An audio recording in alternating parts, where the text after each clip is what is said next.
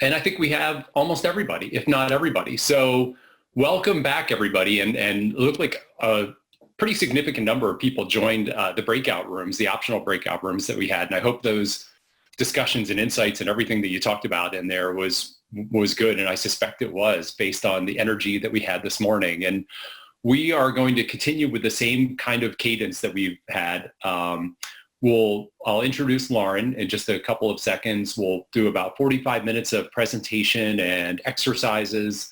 We'll get into some Q&A.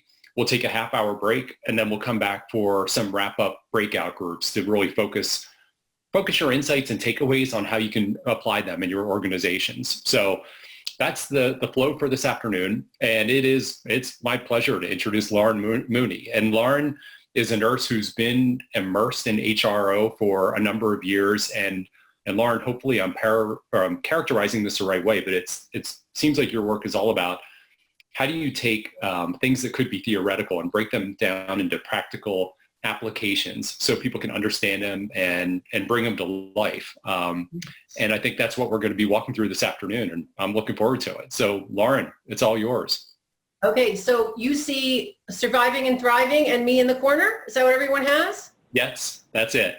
Okay, wonderful. So I hope everyone has enjoyed the conference as much as I have. It's been so exciting all week to think I get to speak after Todd Conklin. And I was so nervous, but now I'm thankful, and you'll see why as we go. So what I love about this group and this conference is how everyone comes together to just see the value and learn from people who are looking at challenges through different lenses. So, but my lens is always about people, and it was exciting to hear speakers and participants talking about the power and the value of people as we create safety. I'm so thankful for Sharon's talk about fragility, and you'll see how that fits in today, and LD's talk about critical steps. And so I'm thinking, well, okay, you can figure out the critical steps when you know what your work is, but what about when you don't know what to do? Are there critical steps? And we're going to talk about that today. So much to explore. So how do you feel when so much has been uncertain? How do you think? And how do you act in uncertainty? And whatever it is, I know you've been practicing it for the past 9 months, because suddenly we have uncertainty related to our health, our family, our jobs, our government, a lot of uncertainty that we may never have even dreamed of. So today I want to start a conversation with you, but most importantly about you, so that you can best position yourself to achieve success safely in whatever is important to you. So fortunately, for decades now, we have had the people practicing high reliability organizing, showing us that there is a path that we can trust, even when we're walking in environments where much is uncertain and even dangerous. So today we're going to explore 3 essentials of people, how people use HRO in uncertain environments, and how we can stay on that safe path. So as we go, you're going to get to reflect on how well equipped you are. And then at the end, I'm going to offer you the Jungle Adventure Challenge, where you can start taking some small steps and take these things home. So right off the bat here, I want to apologize and say I mislabeled my first title that went out with the marketing material, and recategorizing is a really important part of HRO. So I just want to say, I said, oh, these are 3 tools that you want to have with you, but that's not true. From this perspective, what's essential in uncertainty, it's not tools. One is a virtue we'll be talking about. The other thing is a gift that other people give to you, and the other thing is a personal characteristic. They're essential. So these things are foundational, and the beauty of them is that they're possessed inside of us. Wherever we go, we bring them with us. The question is, are we using them, and are we developing them to the degree that we potentially could in uncertainty? So even though we don't need a backpack, I'm still going to pull the representations out of my backpack because it's going to be fun. It's going to help you remember. And if I did the real thing, it would be so messy. So why is there so much uncertainty? The reality is, just like Todd was saying this morning, uncertainty is present whether we perceive it or not. Most of the time it's just veiled by our plans or veiled by our assumptions. So it was present before 9/11. It was present before COVID. It's just that the big shockers force us to tune in. So anyway, in order to get more acquainted with uncertainty and high reliability and moving those ideas out of textbooks and out of research journals, I like to make drawings. I model, and I also like to use animals to help. So let's get the lay of our uncertain land. Okay, so this is a model I made called The Wonderful Wild World We Work In. And this is to help people get an idea and wrap their mind around why is there so much uncertainty that is such a challenge for that consistent success and safety. So this model represents these layers of dynamics that are both visibly and many invisibly affecting our work. So wonderful first, because we want to, we're always talking about risk and danger and disaster. We need to acknowledge the majesty, mystery, and beauty of our world, where fragile butterflies are navigating the skies with these complex planes, where mother birds are constructing sturdy homes for their young, and where somehow our trees quietly and gracefully produce the oxygen that we need to breathe. So that is our wonderful. But we also have the wild, and that's the core VUCA center of our earth. And thank you, Todd, for explaining VUCA this morning. My mother warned me that I needed to do it, but I'm going to say we understand that we're in a volatile, uncertain, complex, and ambiguous environment. And Sharon did a great job of showing us what that looks like in real life with those fabulous slides yesterday. So a note here, ambiguity describes a situation that is unclear. There's more than one possible interpretation. And the only thing more dangerous than looking at an ambiguous situation is looking at one and not knowing you're looking at one. So that's something to think about. To reduce ambiguity, we have to act to learn. Now that is called engagement, engaging ambiguity in HRO, and it's also trial and feedback. So we take a step, we act to learn, and we move from what might be going on to what is going on. We move closer. Uncertainty, in contrast with ambiguity, is what humans feel or experience. So we process this in a very special part of our brain, and it's actually darker. It's very interesting. It's back in our brainstem. It's called the locus coeruleus, and it releases norepinephrine or adrenaline, and that's what makes you keyed up with your attention, but it also can make you feel uncomfortable. So that's why people are always looking to reduce uncertainty. It's our natural drive. And we will tend to make decisions too soon. So, where did hold on. Oh, that was just a note. Okay, now let's move to our people. So before you get out of bed in the morning, you are living on a VUCA planet, and then there you are. You see this little person here with an F on one hand, an F in the other hand, and a little heart in the middle that I could not fit an F into. This represents people.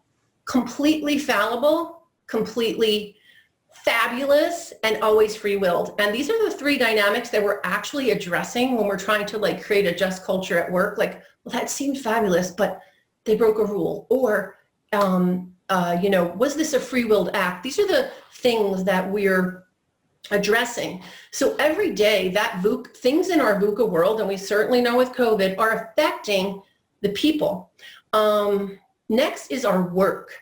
So the people are the we. The work we're doing, it's adaptive. And depending on the industry, you have to figure out some of your work as you go. So for me, as a former emergency room nurse or an off-shift supervisor, I worked in unplanned and uncertain situations all day long.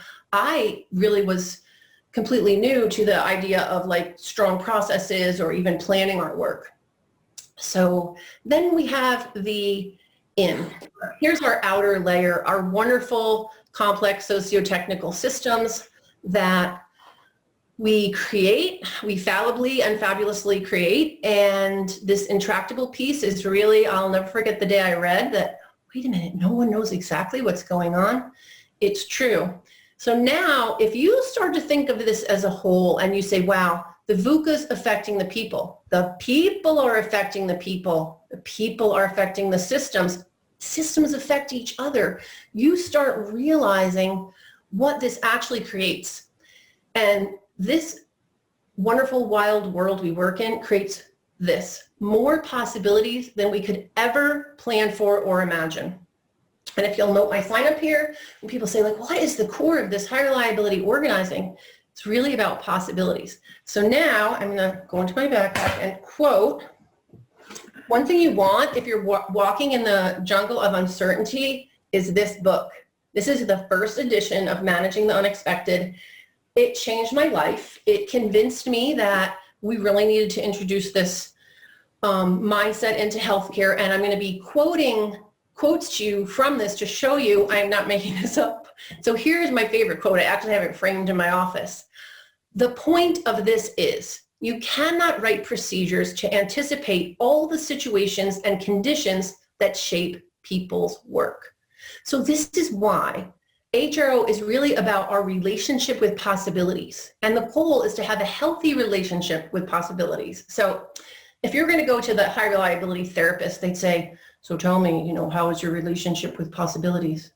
Oh, I'm not speaking to possibilities. Oh, that's dangerous. How about awesome? We have open communication with possibilities. That's the goal, because that's what's going to work out better in the long run. So today, the 3 essentials we're going to look at are going to improve your relationship with possibilities. I want to talk about a shift that Todd touched on, which made me really happy. There's this difference, and I'm going to have a long phone call with Steve because he did get me inspired about numbers, but I'm not good with that whole probability thing.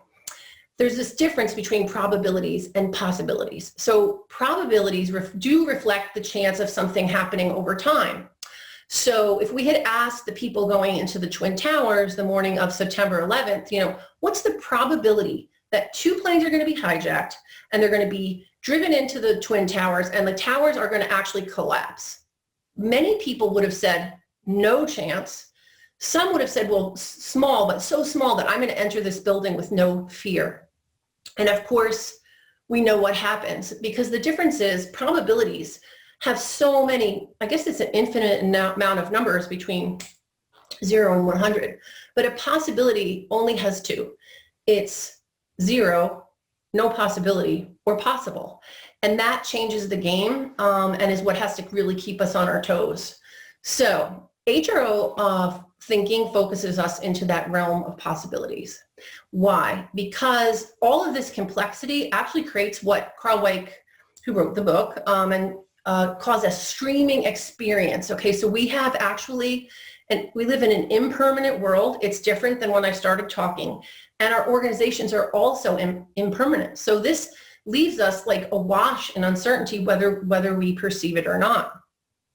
So the model above actually explains why we're here talking on Zoom instead of being in Virginia together. And that had to do with crazy things like COVID, but also possibilities like Dean and Bob and Charles and Josh all made happen. So the most helpful metaphor for this situation that we find ourselves in is, to me, a jungle.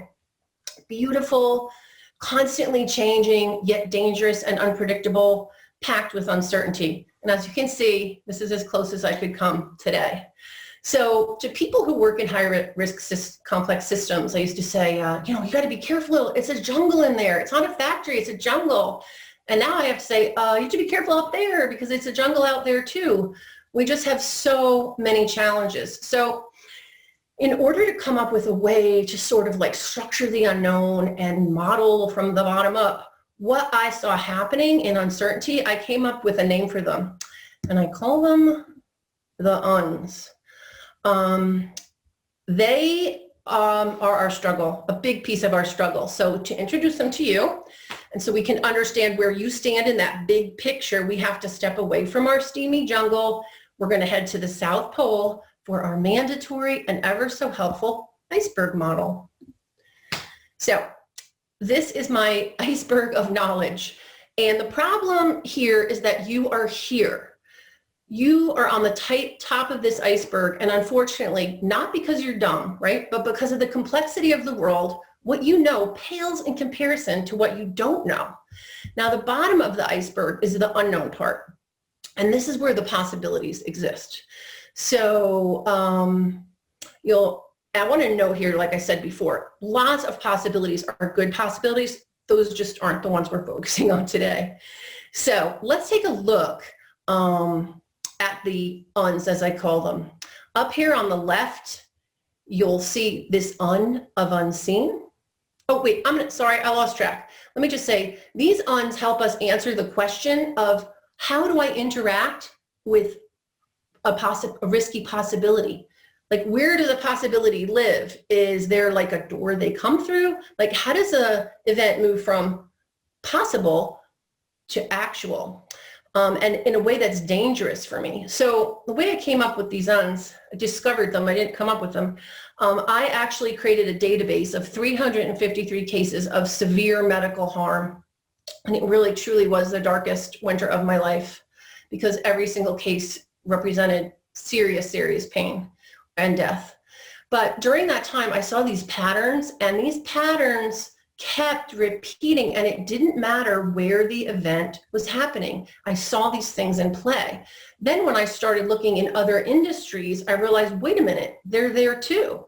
So let's talk about what I've discovered, and I'd really love to hear, and you can think back to some of the incidents you've been involved with if these things were not in play. So the first biggest one in healthcare is that it's just plain unseen, and you can see the blindfold here. If people had seen something, of course they would have done something about it.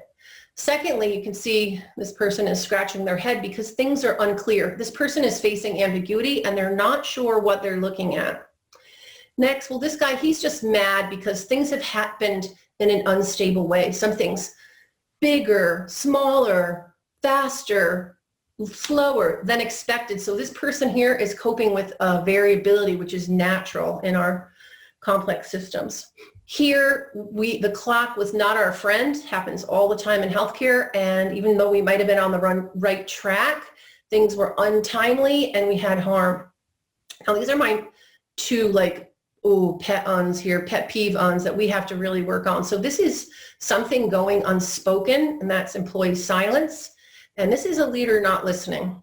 And these two uns right here, I'm going to suggest are the most dangerous things in your organization. And I'm really excited to be working on a new model to address that. Here, things are just going unimagined, and we've certainly seen that as well. So these uns are really a nemesis, and we can work on having a better relationship with them. So now for the hindsight issue. I know we can say, oh, no, it's not fair. In hindsight, we can see them, but we can become better at planning our systems for them. And that's a big focus of resilience engineering. We can also be more mindful of where they might pop up on a specific day during changing situations, or right in the moment, as HRO always prompts us to think about. So in terms of possibilities, and high reliability in organization, I'm going to offer you what I call my nutshell statement. And that is that high reliability is directly related to how broad your understanding and capabilities are in relation to all the possibilities that can show up in your work world. And haven't we all just really gotten to understand exactly what that means?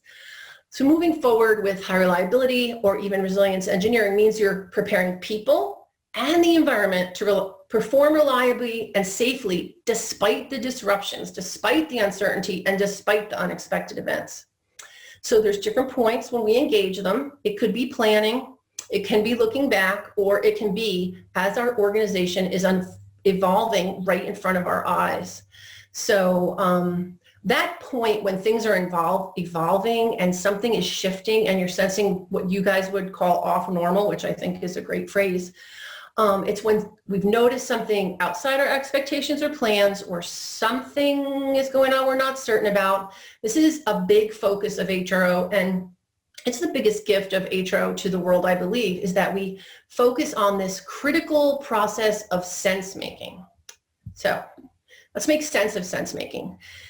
In the context of this ever-changing and flowing experience, sense-making is how we orient ourselves and orient ourselves in complexity and surprise. So the reason we have to go through this process is because problems don't present clearly. We have situations that have fuzzy parts. There's trouble. Things are uncertain. So we actually have to go through this process to convert a situation into our specified problem. And that work is called sense making. We're making sense out of a situation that at first makes no sense. And it's so important. It precedes decision making. Now, do this all day, every day, and you have since you were born, but you probably weren't thinking about it consciously or strategizing consciously, and you certainly probably weren't going around calling it sense making in your head. So the reason we do this, we do this in three ways that Carl Weick really helps us get a metaphor. We're answering these questions during the process, like, where are we? We make a map because our team can work from a map. We say, what is going on here? What's the story? Because we can start working through multiple interpretations as a team. Or we make a frame and we say, how should we look at this? What does this mean? Now, the accuracy of your sense-making process is critical because once you've done your sense-making and you're going to start to attribute, extrapolate, predict, and make decisions. So what happens if your sense-making is way off? So, yep, you get a lot of events. And that's why once you get tuned into sense-making, you can start to see how huge a role it plays in failures. And I'm going to posit, I could be wrong, that it plays a bigger role in failure than decision-making. And I would say in healthcare, it definitely plays a bigger role. So the nutshell statement I like to say is, it is what it is. Well, yes, but what is it? That's the question. So let's look at the first essential for making good sense in uncertainty, and counterintuitively embracing your place on that iceberg and looking at how much you don't know leads us to that virtue that's foundational for success and safety in the jungle of uncertainty. So now we got to get into our backpack. So does everyone see me on the big screen? I'm hoping. So here's our backpack. Let's see what we need for uncertainty. Okay, hold on. Machete? No. Oh, ace bandage in case of a snake bite. That's important. Hold on. Hold on. Oh my gosh. Huh. Hydrochloroquine. That's for the mosquitoes. That's not either. Believe it or not, the most important thing for walking in uncertainty is this. Now, I can get away with this because I'm a nurse, but you might not want to try this at home. Here's what it is. It's a heart. It's actually a humble heart. Yep, that's the most, it starts with the heart. So I'm going to share my screen again. And we're going to talk about humility. So humility, as it's essential, and Todd mentioned, thankfully, the humility gap. In this book right here, Intangibles, the Unexpected Traits of High-Performing Healthcare Leaders, Amer Kasi tells us what he found when he set about studying, gee, what is it that makes leaders successful in this super uncertain environment of healthcare? Now, he must have felt people would be surprised because he unexpected, he put that in all caps and right there in the title of his book. And wouldn't you know, coming in number one is humility. The other unexpected tangibles are compassion, kindness, and generosity. So in order to hone in on humility, it helps to take a look at its opposite. So think of the opposite of humility is arrogance. The words I like to think of as a dangerous overconfidence. This problem has been around a long time. We think about our warning in Proverbs like pride goeth before a fall or a fail in our world. And also the biggest part relating to failures that we have to remember, and this is a quote from Epictetus, our Greek slave who lived in Rome 50 AD, without humility, it's impossible to learn. And it's still true today because Google's head of HR, Laszlo Block, is going around saying the same thing. Without humility, you're unable to learn, and they're really factoring that into their hiring process. Now, in addition to saying you're unable to learn, you are also going to say, you will be unable to say that people will appreciate your attitude. And that's because 52% of staff in healthcare, when they were asked what leadership trait affected them most negatively, said arrogance. So let's move off of humility off of arrogance and onto humility. So more specifically, we're going to focus on intellectual humility. What does it look like to be humble? I can't directly measure your heart, but we can look at, what we're going to do is look at the messages that we're sending to ourselves and messages that are sent to others when we're humble. And in his book, Amir Cassidy describes these dimensions of humility. So what we can do is we can like look in the mirror of truth and hopefully get a chance to accurately reflect on who we are. So what we're gonna do is I'm gonna have you repeat with me the 2 first statements that are always true, and I want you to like try them on and see how comfortable they are in the privacy of your own home. So let's see. First dimension we're gonna go through is accuracy about capabilities. So we need to be able to say, I have strengths and weaknesses. Let's say it together. I have strengths and weaknesses. Now, how did that feel? I'm going to tell you, it felt good for me because I get so darn caught up with the weaknesses that just thinking, wait, I have some strengths actually felt good. And here's the next one. Very easy for me to say because if you know me personally, you know, whew, this is Laurin. I make mistakes. Let's say it. I make mistakes. Getting in touch with those realities and really owning them can be so freeing, and it can free us, it can free others to support you and help you as you work as a fabulous and fallible human. Also, there's more dimensions. Through the lens of vulnerability, we need to be able to say, I was wrong and admit a specific situation, and you may need to apologize to someone because your decision really might have felt pretty crummy for them. Through the lens of transparency, humility looks like, I don't know. And we need to be saying that all the time now. And I think we've got some practice in. Inadequacy, I can't do it all myself. In interdependency, I need your collaboration. I need your perspective. I need your ideas. These are the kinds of messages that a humble leader is sending out. And what this does is it leads to this authenticity about our imperfection that builds the trust that you need to walk in uncertainty. Also, one of the hallmarks of HRO is preoccupation with failure, and humility keeps that preoccupation with failure alive. And then other good things happen. What? Happiness and success. Research confirms if you're a humble leader, you're liked more. People in your organization are happier and less likely to leave. And furthermore, when you're humble, you give people an opportunity to contribute and reach their full potential. That is a wonderful, wonderful gift. Research has also found that humility of the CEO can flow to other people and then pass just the culture and flow into structures, policies, and procedures. And organizational humility can actually unlock organizational learning, which is what we all need so desperately.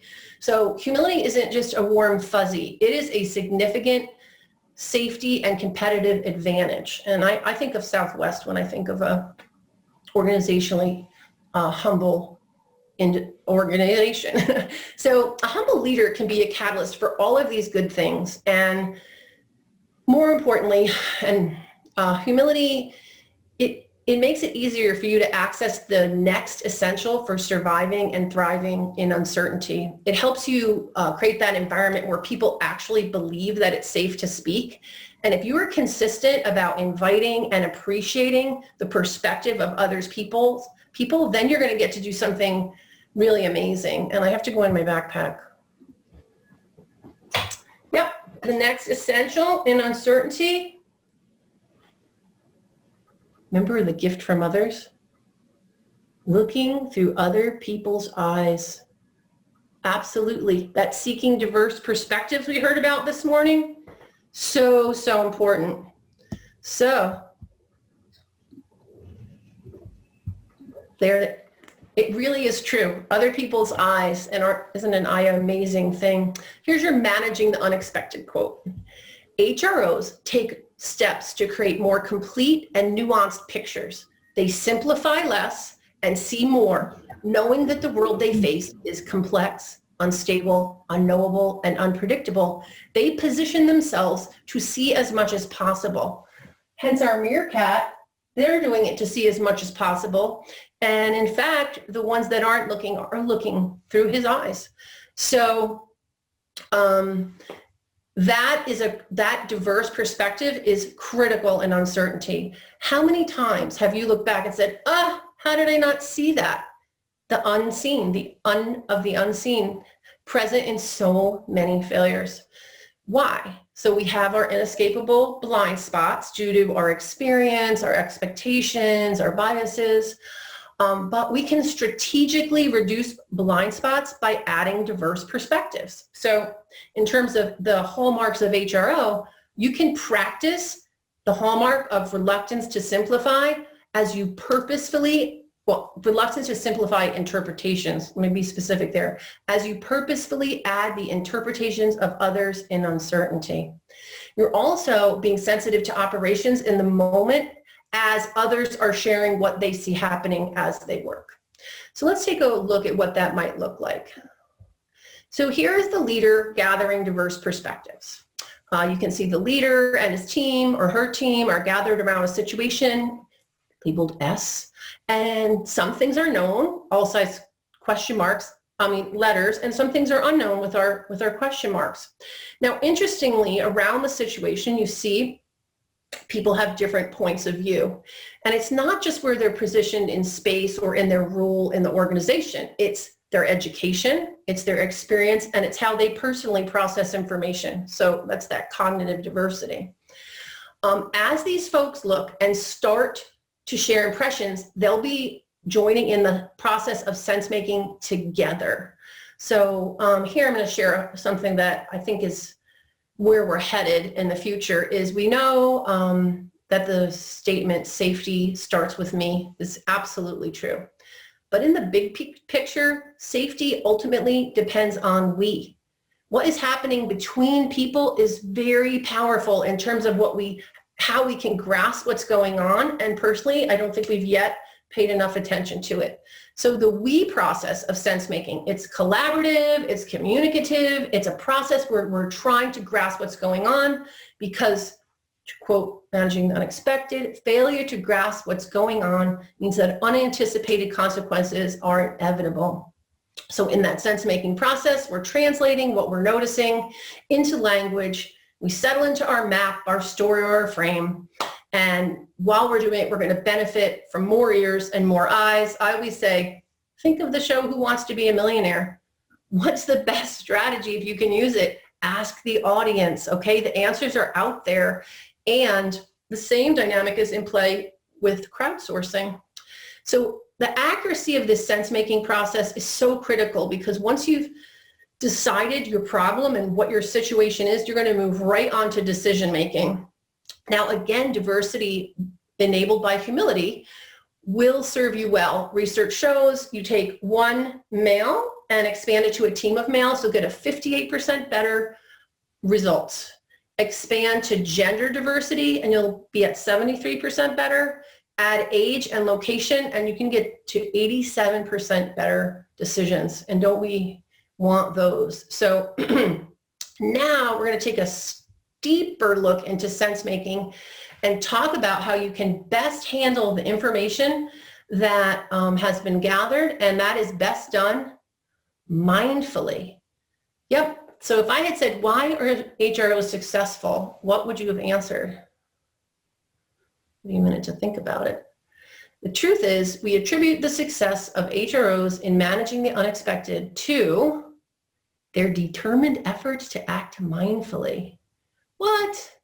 Sounds like touchy-feely, like do I have to wear yoga pants on my nuclear carrier? No. So let me show you what exactly mindfulness is. Back to you know where, the backpack. Ready for this? Mindfulness is this. A flexible mind. Yes. Think about the benefits of a flexible mind. Let me show you what I mean. Okay. Okay. Here we go. Boop. Mindfulness is actually a flexible state of mind where we're actively engaged in the present and noticing new things, okay? And it has 5 foundations. Now, I cannot find my mindfulness book, but Ellen Langer from Harvard, she's done extensive research on what we would call a Western mindfulness. And what do you know? This is exactly what they found in the industries that they studied for their high reliability. And there's 5 components that they describe. However, we're going to just focus on the first 3. Embracing uncertainty, which I feel like we get like a check mark for that these past 3 days and past 9 months. Welcoming new information and rethinking categories. So let's talk about welcoming new information. I would say that the early stages of COVID did a great job of revealing how everyone welcomes new information. I think being a nurse, I don't know what tuned me into China, but when I saw that wonderful doctor who had sounded the alarm and I saw his face in the hospital bed, I just felt that he wasn't going to make it. And when he didn't, I started paying a lot of attention to what was going on. And I felt that it was my duty to warn my people. And let me tell you, I received a whole lot of slam the door in the face of new information. People were absolutely not ready to entertain the possibility that we were going to have a pandemic. So what do you do with new information? The mindful way to handle new information when you're practicing high reliability is not to slam the door in the face of new information. When information knocks, you open the door, you say, come on in, new information, have a seat, I'd like to get to know you. And it sounds so simple, but it's not. Production pressure, stress, distraction, biases will set you up to put a block between you and that new information. So that's something that we can all practice. And now that we have new information, we have to process it and put it in a category. So let me show you what I mean by that. I'll stop my share here. So the best way that I can think about a category is like a cup. So we have this kind of cup, and we have this kind of cup, and this kind of cup, and we are deciding, like, is this apple juice for the baby, or is this, what should we put in this? Let's put some wine in that. Or is it water? So thinking it's very important what category we put something in, because as soon as we do, it determines our actions. So, I have a silly example here. Let's say you're walking in the jungle, right? And all of a sudden you see the snake and it's red, black, and yellow. And it's like, oh my gosh. Well, red touched yellow, kill a fellow. And red touched black is friends of Jack. And oh my God, red touched blue, bought it at a store. But just think of that, how careful we have to be with our categories and what happens when we get our categories, in fact, wrong. So let's talk about our flexible mind and categories. Once you've put that, like I said, you've put your something in a category,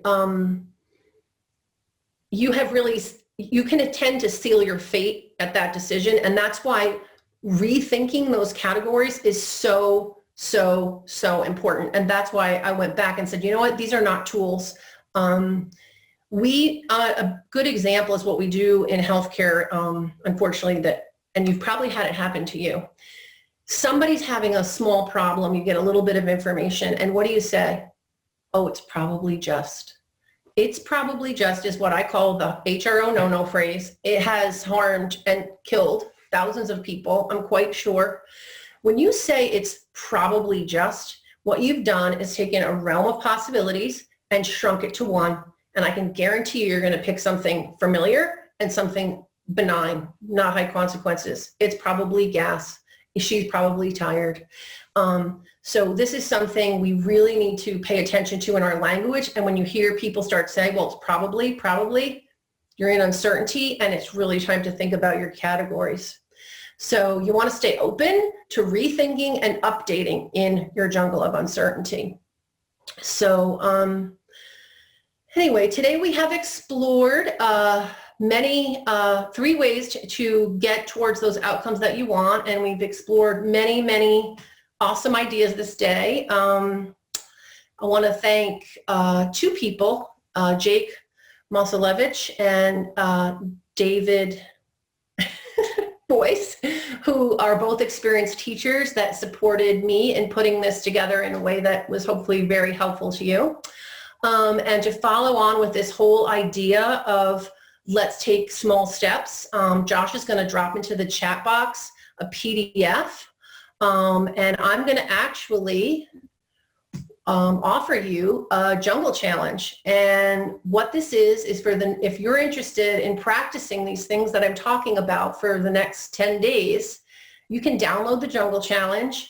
It's simple instructions. Every day that you do it, you can put a little check by the box, check after the bulleted point, and watch what happens in the world around you. So if you want to do this, you can just privately send me an email in the chat, or you could send me one on my Laurin at Be Highly Reliable. And in 2 weeks, we're going to have a virtual campfire to talk about what we've learned. And go from there. So I hope today that you'll never forget how important a humble heart, other people's eyes, which have rolled away, and a flexible mind are as we walk in that tricky jungle of uncertainty. Hey, and Bob told me 40 minutes, so I think I did okay. You did great. Thank you very much. And thank you for the jungle challenge. I just downloaded it, and I appreciate it. So that was great. And I suspect, based on the chatting going on in the chat box and the content, we're going to have a lot of questions and a lot of thoughts and insights. So let's open it up. Let's see what kind of questions we start to get. Just people, please feel free to raise your hand or just unmute yourself, and I'll recognize you and we can pull you into the conversation. So while we're waiting, and I see a lot of thoughts about the jungle challenge. So Garland, go ahead. What do you think, Garland? Well, I just love this. It seems to be very poignant for me in my current situation, because the conversation I've had with some of the folks in my company is one of the traits that has made my company that I'm in now, Halliburton, very successful over the years is leadership throughout the company is supremely convinced and confident in their rightness, their ability to decide correctly, to act correctly, no matter the outcome. They are very confident as an organization. And I think this bringing them the idea of a humble heart and flexible mind could be really fundamentally powerful for them. Oh, well, thank you. I'm glad that the message really hit you in the heart there and is relevant to what you're working with. Yeah, thanks, Garland. And Sharon, you're unmuted. Yeah, so Laurin, I just wanted to say thank you for the probably just, because not only is it jumping to a conclusion without all the information, but it's also minimizing the possible consequence of what it is. And I posted in there that this probably just actually did kill my mother. She was admitted to the hospital, 89, and they said it was probably just a kidney infection. And they held her over so long that she actually had some intestines that had come through a hernia, and it necrofied, and she didn't recover. And it was probably just a kidney infection, this old woman who's in pain, and gone. So that minimization, that minimizing, that reduction is so important in that phrase. Thank you for that. That's super. Thank you. Yeah, thank you, Sharon. And let's see, who else wants to jump in with a question? Jenny Rodriguez-Lee, you are unmuted. Hi, Jenny. Hi, yes, I want to thank you for that. It was very eye-opening, and thank you. So my question to you is, you said, when you have all this information and you say, come on in, instead of pushing it away, how do you know when's enough though? Because if you keep on taking all of this information, and I understand that some of it may be really critical, which you might have not have considered before, but then, you know, as a leader as well, is like, you have to focus your attention on other things too. So how do you know how much information, or because I think it's impossible to take it all in. Oh, yeah. Well, I think and that's something that I want to help set up some guidelines for, but it's when you're sensing, there are times you're like, this is the decision, it's not high risk, it may have to do with, you know, we're going to close on Monday or whatever. But there's times, and sometimes you may have to use your gut, or you're going to get signals around you from a coworker, like, why don't we get one more opinion? Why don't we hold? However, we also know there is that need for strong, fast decision-making in uncertainty. I think that's a tricky path to walk, but when something is unexpected, I think, or uncertain, that's the time. If you can live in uncertainty a little bit longer, it can tend, and it doesn't mean that you don't act to learn. It's okay. There's two things. One, act to learn and probe. So like when people used to come in, this was before everyone was overdosing on fentanyl. If someone showed up unconscious in the emergency room, the first thing we did was give them glucose. We wanted to see if they were, you know, they had low blood sugar. Now we're now acting in the field, right? So we are acting to learn and then let's say, oh, it wasn't fentanyl, they're not hypoglycemic. Well, wow, let's get the CAT scan. We're just going to keep acting to learn. But that, you know, Jenny, thank you for that question. And I think drawing out some parameters from leaders who are really good with that, I guess we'll have to explore that. I don't know if anyone has a good answer for that. Of course. Sorry, I was going to say, just because I know that there has been opportunities where I've used that, and I'm like, wow, I didn't realize that. Thank goodness I actually sat down and talked to that person and considered that information. But I'm like, are there missed opportunities that I could benefit from, you know, and just if there's anything key, but I think it's maybe just situational and what opportunity. But yeah, just thinking, are there missed opportunities, and then how to manage that from a time frame. But no, you did answer. Thank you.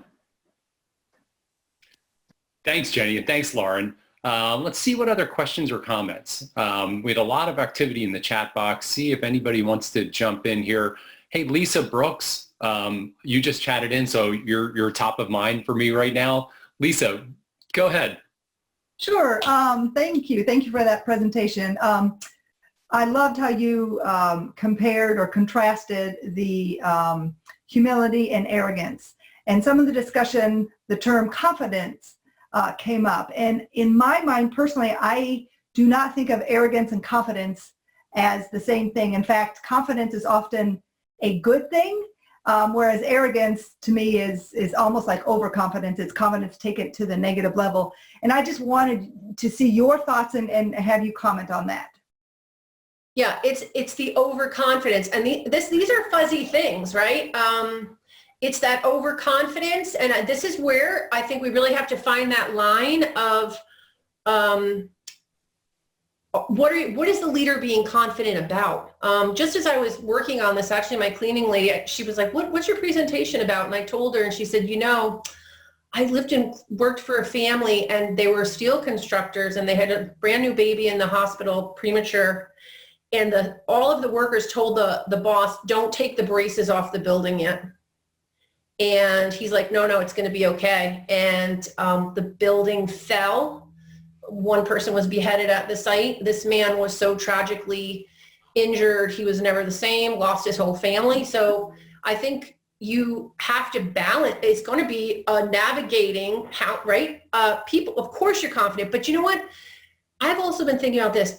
You can be confident in uncertainty, like confidence in certainty. Like there's things I know what needs to be done. That's a time to be confident. But the path, what I'm trying to show you is the things that you can be confident in that work when you don't know. Be confident in other perspectives. Be confident in a flexible mind. What can we trust when things around us are untrustworthy? So I guess it's like, I say place your trust in these processes in uncertainty, and then I'm confident in the things I was teaching you today. I'm not as confident in myself in uncertainty. Does that make sense? Yeah, and I think also what you're saying is that you can be confident and still have an open mind for additional information, for learning, where when you get to arrogance, that acceptance of new information and learning is pretty much cut off. Yes, absolutely. Thank you. No, thank you. Yeah, thanks for jumping in, Lisa Brooks. And we've got a couple more comments in the chat box that we'll get to. Carrie Davis, you are unmuted. Carrie, what's your insight or question? Yeah, so one thing that I bolded in my little note taking here that I thought was a really powerful statement that really resonated with me was sense making plays a bigger role in failure than decision making.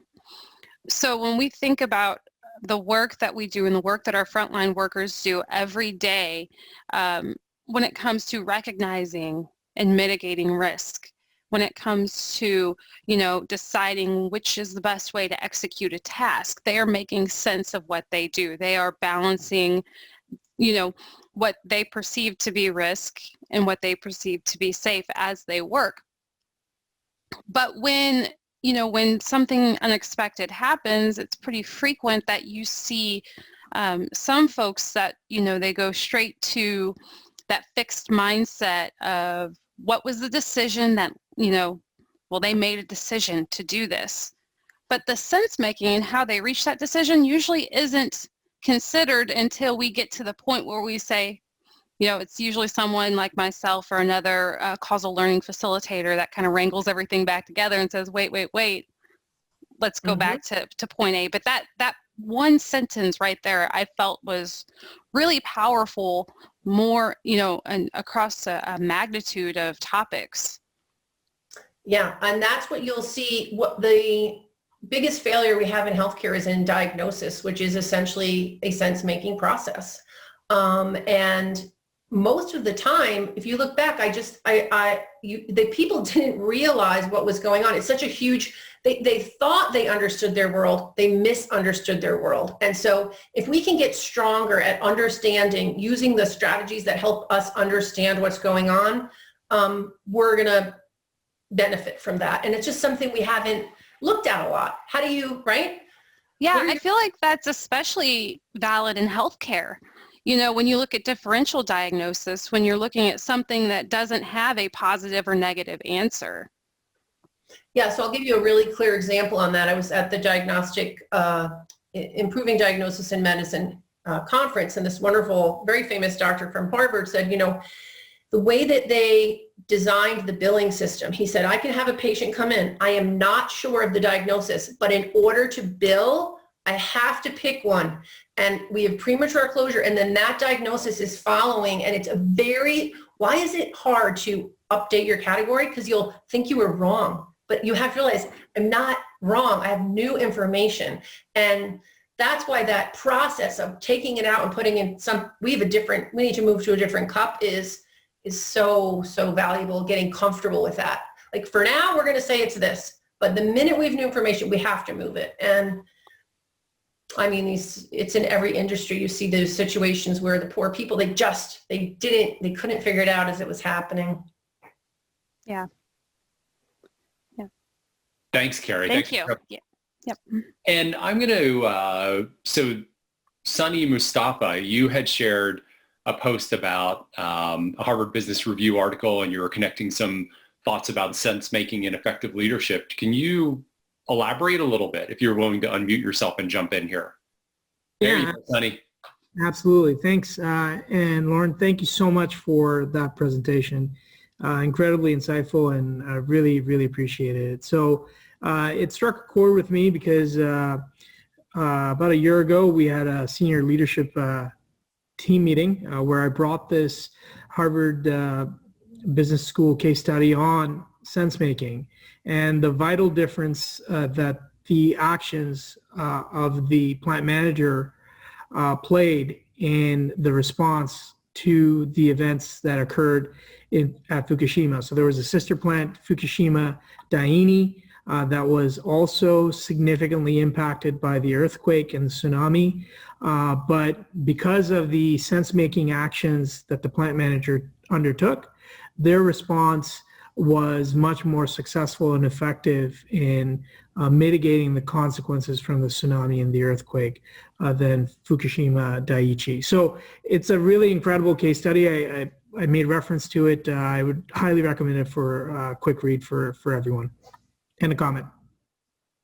You know what I want to throw up there? If anyone's looking for an easier document to sort of start wrapping your head around sense making, so Deborah Okona from MIT, you can download it in a PDF. Really, maybe someone can throw it into the chat. MIT teaches sense making as the #1 leadership skill, and yet so many of us forgot it. And so I think we need to, especially with all the uncertainty, I think it's going to be maybe it'll be the next place where we hone in on increasing our capabilities. Yeah, thanks for jumping in, Sadi, and thanks for those additions, Laurin. I appreciate that. So let's pause here to see if we have anybody else want to ask a question as we wrap up our hour or offer any additional insights or contributions. And Laurin, I think you covered a lot of great territory and answered a lot of great questions, and I don't see any more popping up. So any closing thoughts or insights after that bit of dialogue we had? Yeah, I'll put in a plug here for everyone just thinking about who we are in terms of creating freedom for people to share information, insights, questions as we work. The uns of the unspoken and the unheard, what that's going to, if we could really get some traction with psychological safety, how much that would improve our ability to make sense of our world, and what can each of us do to bring that freedom to speak into the workplace. Awesome. Thank you. Laurin, thank you so much for sharing that. And everybody, thanks for jumping into another really good conversation. And we are at 2:57 p.m. U.S. Eastern Time. We're going to take a 30-minute break, and we'll come back at 3:30 Eastern, and we'll get into some breakout group discussions. So thanks, everybody, and we'll see you back here in 33 minutes. Okay, it is 3:30 U.S. Eastern Time, and we are going to get started with our breakout groups. So some of you have been through the breakout groups that we ran Monday and Tuesday. This morning was just slightly different, but directionally we're going to do the same kind of thing. For those of you that are new today, we're going to use, after the first breakout room, we're going to use a tool, pollev.com, just to give us some live results on the themes in your discussions in the first part of the breakout group or the breakout rooms that we do this afternoon. So what I'd ask you to do on your mobile device is go to pollev.com and use the username 2019HPRCT. That'll get you to the poll that we're going to do after the first breakout room. The first breakout room will be pretty simple. We'll get into it. We're going to ask you to talk about the key insights and takeaways that you each had during this afternoon's presentation. We'll come back together, do a little bit of discussion on that one. We'll ask Laurin to take a look for themes and what she's seeing from what people took away from the presentation. We'll then go into a second breakout room with the same groups that you've been in, and we'll talk about what are you going to do, what are the key specific action steps that you're going to take to bring that to reality in your organizations or for yourself. The slide up here says the second group will be about 15 minutes. It'll be slightly shorter than that to allow for a little bit of a wrap up at the end of this afternoon's session. But that's the flow of what we're going to do. I will be giving you introductions and timing in the broadcast feature in your breakout rooms. So we'll just be able to keep up with what the expectations are and how much time you have. I'm going to put you into new breakout groups this afternoon. So you might want to do just a quick round of introductions as you get into them. And as always, if you need help, if you have any questions when you're in there, please just hit the Ask for Help button and I will join you. So with that, I am going to open up some breakout rooms, and you'll have about 10 minutes or so. So enjoy the time in there and talk about key insights and takeaways from Laurin's discussion.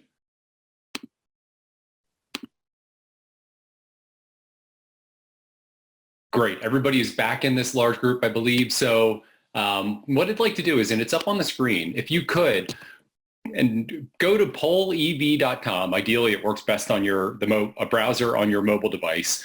Use the username 2019HPRCT. And what we're looking for is one word or a short phrase that summarizes your key takeaway or the insight that you got from Laurin's presentation and in our discussion earlier this afternoon.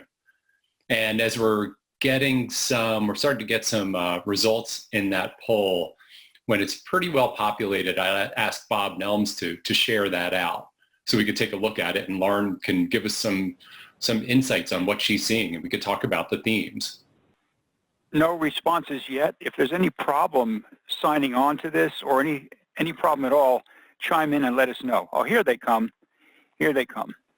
Yeah, I had to go back in. Okay. Okay. Thank you, Bob. You're welcome. So, Laurin, as you're taking a look at this, I'm going to ask you first, what's starting to stand out, in terms of, the prominence of the words, but more importantly, how they relate to, your messages and what you were sharing with us earlier? Sure. Well, obviously, the humility, which no matter how many times I went back over uncertainty or learning, you cannot get away from that orientation of there's more to know. And I've seen the lack of it cause a lot of harm. Then there's a lot of equal words. Leadership is true. The power of leadership in this, leadership being the key to unlocking the learning, to unlocking all those amazing things that are potentially known. Matter of fact, I think about the silence. So think about a humble leader versus an arrogant leader. And this is my question to people. When you've all been in that meeting where someone says, well, what do you think? And there's silence, right? What is lost in that moment for the people, for the organization? It just, to me, in terms of where you can maneuver an organization, this is the place with the most potential to make everything better. Is like, let's work on that spot. So that's where humility can drive that. Unheard categorization is huge. Once you start thinking in terms of categories, you can bring that. If you can bring that back to work, you'll realize, wow, we're doing it all day, and we don't get it right. It's a problem. Patience, humble leadership, possibilities. That's my one word. Is we gotta, be open to possibilities. The uns, I hope those were helpful. One day I said to Beth Lay, what are we doing? We're talking about what we don't know. It's such a strange, my son can't stand any of this stuff. I can't stand it. She's like, well, we're trying to provide structure to the unknown. Yeah, it's an interesting word cloud. Psychological, I like, that's in there, because to me that starts to get at the psychological safety, the safe space to talk and vulnerability. Yep. And okay, so I believe that we've looked at work. We'll always be looking at our work. I was for a long time really hung up in the individual mindset of HRO. Like, if I'm working with an HRO mindset, what am I doing? And really, I think that next frontier is what are we doing together, and just taking a hard look at what's happening between people and how we can really upgrade that. Yeah. Laurin, I am going to turn now to everybody. So everybody that participated in a breakout group, which I think was just about everybody, I'd love to hear from 3 people before we jump into our next breakout rooms. I don't know why 3. I just said that. So who wants to share any insights or anything from the discussion that you had in your breakout rooms? I'd love to hear from some of you. Well, if nobody's going to talk, I'm going to have to talk. Go, Bob, go. My reflection is this. After 3 days of sitting here and listening to all of this, which has been excellent stuff, I think we're probably living in the most complex period of time in human history. And to be able to survive and thrive in it, it boils down to us being humble, looking through other people's eyes, being mindful. This is one of the most encouraging things that I can imagine. So thank you, Laurin. Thank you, Bob. Yeah, Bob, thank you. So who else wants to share an observation or an insight just about some key takeaways and aha that you had? And I may just ask 1 or 2 people randomly. Well, I'll just interject very quickly that we were blown away. We've all seen 1,001 icebergs, but the thought about the uns that were under there, just, it made it so simple and real. And everything you did was simple and real. The visualizations and the talking through the history. So you kind of epitomized what we would hope HBRCT would be about, is to help people come together, bring thoughts together, and package them in a different way of thinking. And you did a fantastic job of speaking to something everybody could relate to. So fantastic. I'll let somebody else jump in. Geez, I'm gonna cry, Charles. Thank you. That was my goal, but wow, thank you. Oh, thank you, Charles. And David, you're unmuted. David Boyce, what do you think? Well, I really liked how Laurin tied the other presentations together. Kind of, it's been discussed before. There seems to be a theme through the last 3 days. I like the WWW, it's not the fighters, but it's actually the world, the wonderful wild world of, it just showed how Vuku in the middle, and then how each of us are impacted or impact that world that we live in, including the Vuku that has been talked about in several presentations earlier. I like the wrap up. Good wrap up. Good final speaker. Absolutely agree. So thank you for jumping in there, David. And we are going to do one more breakout room. So this one will be somewhere around 10 minutes, maybe slightly longer. You will be back in exactly the same rooms that you were just in. This time, what I want you to focus on is just a specific action or step that you'll take to bring those insights back to your organization or to yourself. Like, what specifically are you going to do after this conference? So that's what I'd like you to talk about. Again, I'll give you the simple countdown and instructions when you're in the breakout rooms, and we'll see you back here in 10 to 12 minutes or so for a debrief.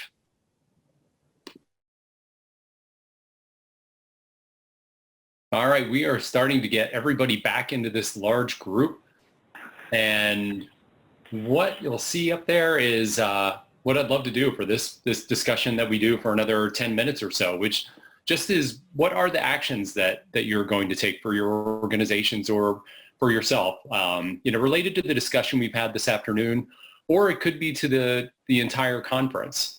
So I am looking for volunteers. Please raise your hand or unmute yourself, and I'll bring you into the conversation. And it looks like, well, James, looks like your hand is up there, or you're unmuted. I'm unmuted, so thank you for recognizing me. It was interesting because I asked a question about managing the unexpected, and she provided me a great outline of 4 specific areas. But I think what I'm taking back is mind of creativity.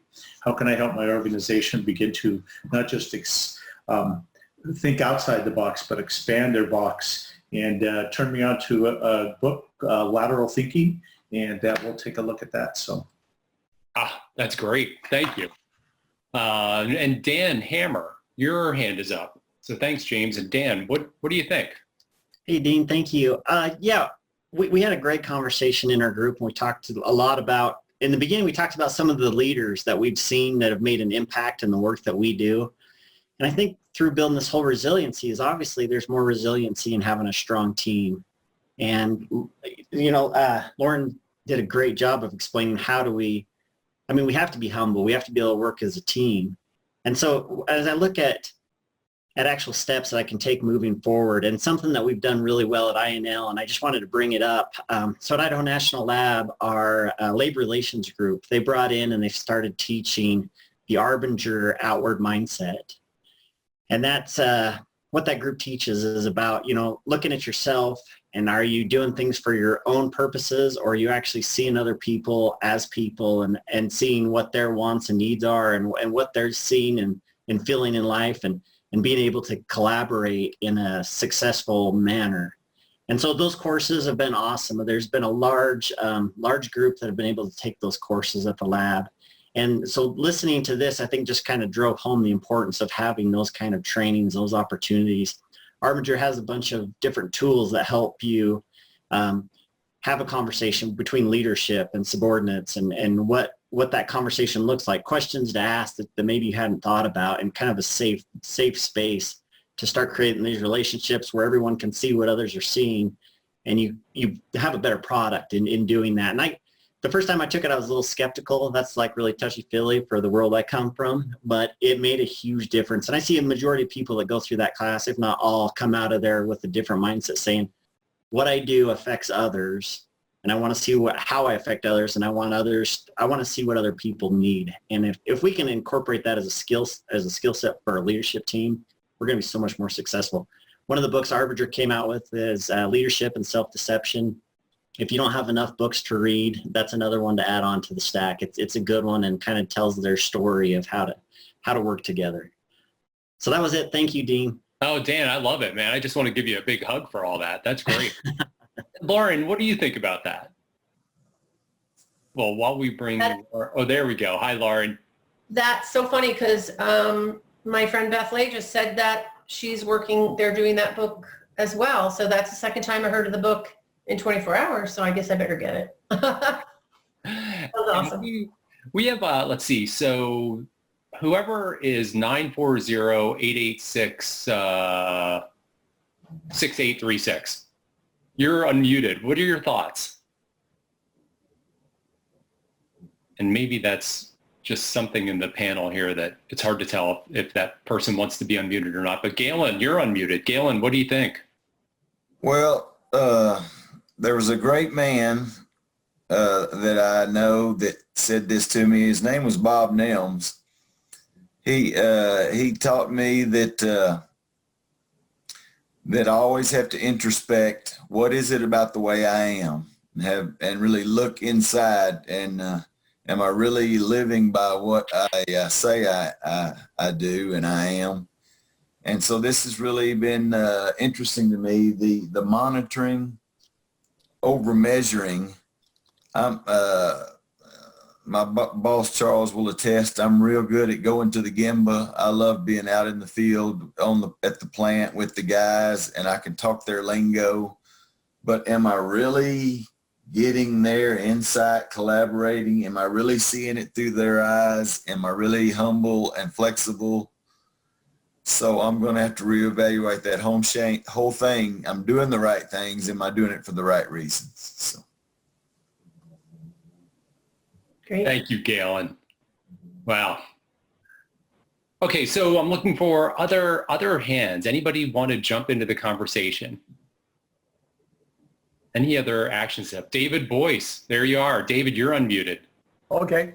One of the discussions that came up was a discussion about how we will remember this presentation that Laurin gave. I don't think we'll ever forget the humble heart.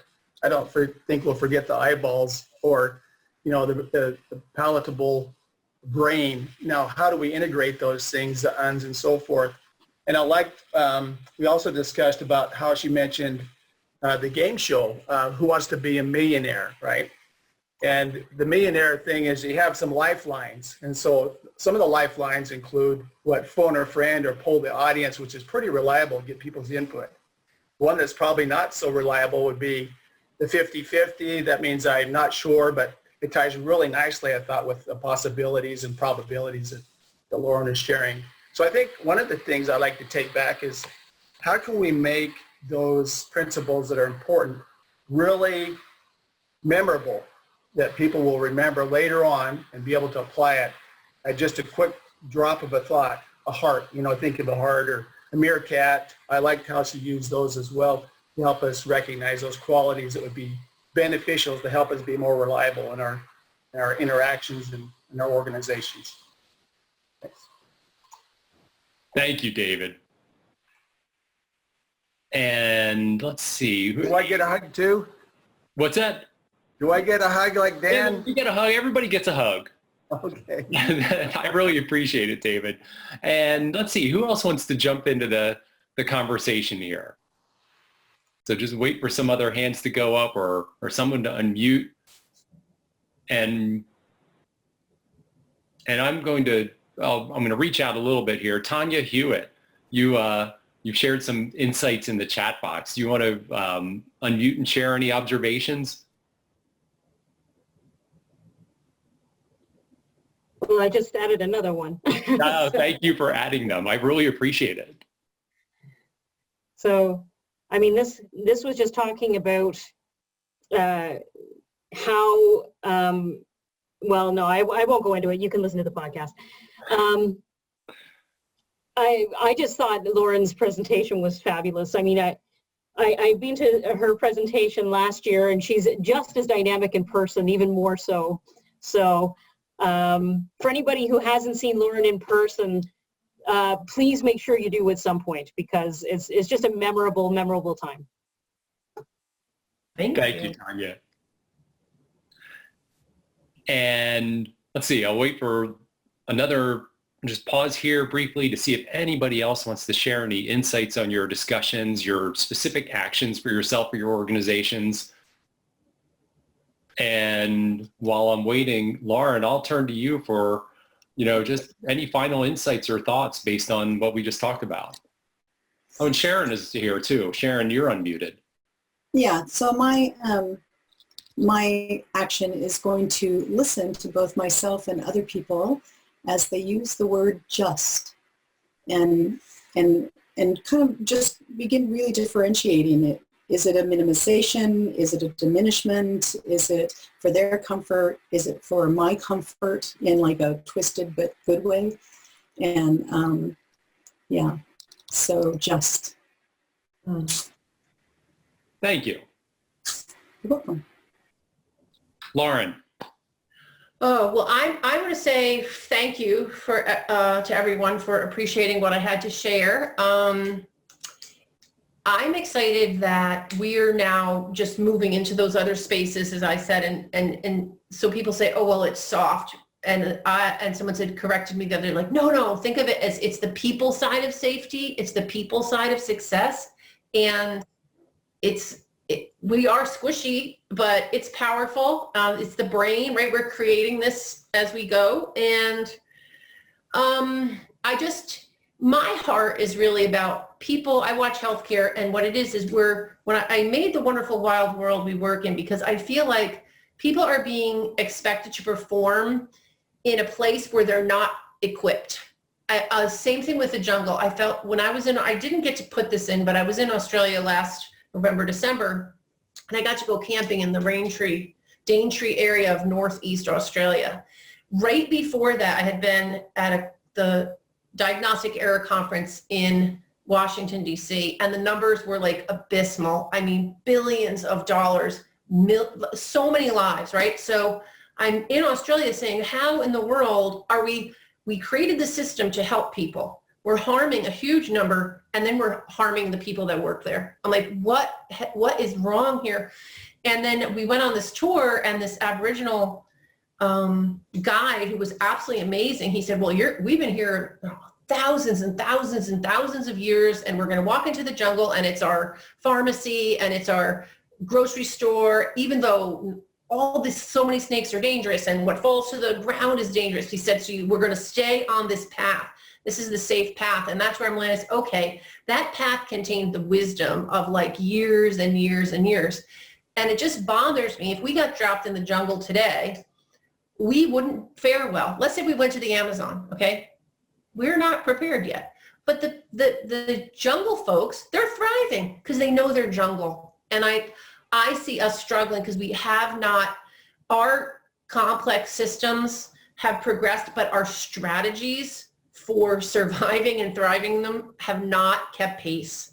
And when we need the psychology piece, and now that everyone's coming together, I think it's going to be catalytic. And thank you guys for putting this all together. I mean, you guys, poof. Laurin, thank you for those closing thoughts, and thanks for all you've shared this afternoon. And that was a great discussion, everybody. It was a great discussion. So we're going to wrap up. We're at the end of obviously day 3, and at the end of 3 days of a great virtual conference and a lot of great discussions. And just to bring it all home, I'm going to turn to the great man, Bob Nelms, and hand it over for some closing wisdom. So Bob, you may be muted. I was muted, wasn't I? Can you hear me now? We can. Okay. Well, as Dean was reflecting there, we have been through 3 days, and I don't know about you, but I feel like I have camaraderie amongst many of you after these 3 days, and I almost hate to see it end. I want to before I thank everybody else, I want to thank Dean once again. You all know who Dean is. You all know how to get in touch with him if you want to. Go to LinkedIn and just type in Dean Smith. There's a guy in the background who's been doing a lot for us that you haven't even seen yet. And I've asked him to turn his camera on so you can at least see Josh. Who's this guy, Josh? Where are you, Josh? Hi, everybody. I hope to say it again so we can all see you. There he is. Hello. There he is. Hey, Josh. You know, I wish we could clap with noise and hands and all that for Dean and Josh. I'd also like to thank, of course, the presenters, all 6 presenters. I'd like to thank all of you who are attending. Thank you for being here. Thank you for sharing. Thank you so much for the diversity that you have represented here. I'd like you to know what's going to happen next. When you registered, I hope you remember that you were asked, would you like to share your email addresses with the other attendees? And about 80% of you said yes. So we're going to take that 80% and we're going to send those email addresses to everybody else, just like you agreed. That's one thing we're going to do. We have been recording these sessions. You know, interestingly, we couldn't record the chat sessions, what happened inside the chat rooms, but everything else has been recorded, and we've also been saving the chat logs, and we will be making those available to everybody also. Please give us a little time on that. This is a volunteer organization, and we're going to have to edit those recordings, so I'd say within a week or 2, you'll all get links to those recordings and chat logs. And finally, we're going to send out a survey to ask you what you thought about this, ask you if you want more of this, what you'd like to see changed, etc. I'm not looking at chat right now. Maybe I should be. I will look at the chat later. So what's next? I mean, I'm sorry, not what's next, but what is new? Real quickly, I want to go to the website right now. I'm not going to go through this whole website, but I want you to know that everything that we are going to do is going to relate back to that website. So we're going to be letting you know through our newsletters what we're going to focus on next. It's probably going to be webinars, webinar week. But if you're not getting our newsletters, the reason why you're not getting them is because your company is blocking constant contact. So one of the things we're going to be asking you in our survey is, are you getting our newsletters? If you're not, we can't do anything about it unless you get in touch with your IT people, and please let constant contact through. A lot of people aren't getting the newsletters. One more thing, this virtual community. All that we're doing right now is building up to establishing a community of people who interact virtually and organically. Now, I don't know how this is going to all work out yet, but we want this to be an organic community where maybe some of you take the lead and suggest getting together somehow. We certainly will be doing that, but maybe some of you would like to do that. We haven't figured out exactly how this virtual community is going to work yet, but we know we want to do this kind of thing more often, especially the breakout group kind of thing. So I guess my last message to you is I'm representing HPRCT right now. We have a fantastic board. We're friends. We work together well. We have taken COVID as an opportunity. I'm thinking right now of Sharon's talk. We were fragile. We're becoming robust, but we want to become anti-fragile. And we want to go where we've never been before. And I can't wait to see what's going to happen. Before I say goodbye for all of us, I'd like anybody else on the board, Charles, I know you're here.